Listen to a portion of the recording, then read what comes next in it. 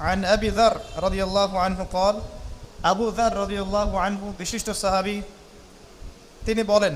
যে কুলতু আমি বললাম ইয়া রাসূলুল্লাহ সাল্লাল্লাহু আলাইহি ওয়াসাল্লাম হে আল্লাহর নবী সাল্লাল্লাহু আলাইহি ওয়াসাল্লাম আওসিনি আমাকে কিছু ওসিয়ত করুন আমাকে কিছু ওসিয়ত করুন নসিহত না ওসিয়ত যেটা অক্ষরে অক্ষরে পালন করা হয় এর নাম হচ্ছে ওসিয়ত ক্বালা নবী করিম সাল্লাল্লাহু আলাইহি ওয়াসাল্লাম বললেন ওসিকা বিতাকওয়াল্লাহ হে আবু যার আমি তোমাকে ওসিয়ত করছি আল্লাহকে ভয় করার ফাইন্নাহু আসয়ানু লিআমরিকা কুল্লি কারণ আল্লাহকে ভয় করাই হচ্ছে এমন বিষয়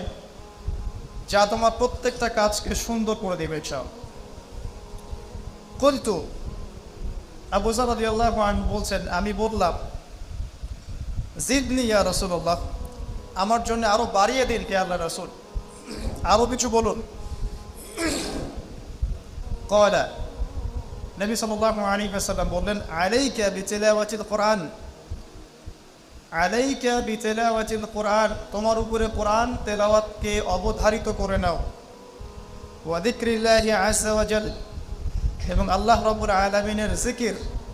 বা স্মরণ করার বিষয়টাকে অবধারিত করে নাও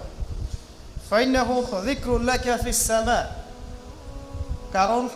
এ দুটো কাজের মধ্য দিয়ে আসমানে তোমাকে স্মরণ করা হবে আসমানবাসী তোমাকে স্মরণ করবে ওয়া নূরুন লাকা ফিল আরদ এবং এই দুটো কাজের মধ্য দিয়ে পৃথিবীতে তোমাকে নূর দেয়া হবে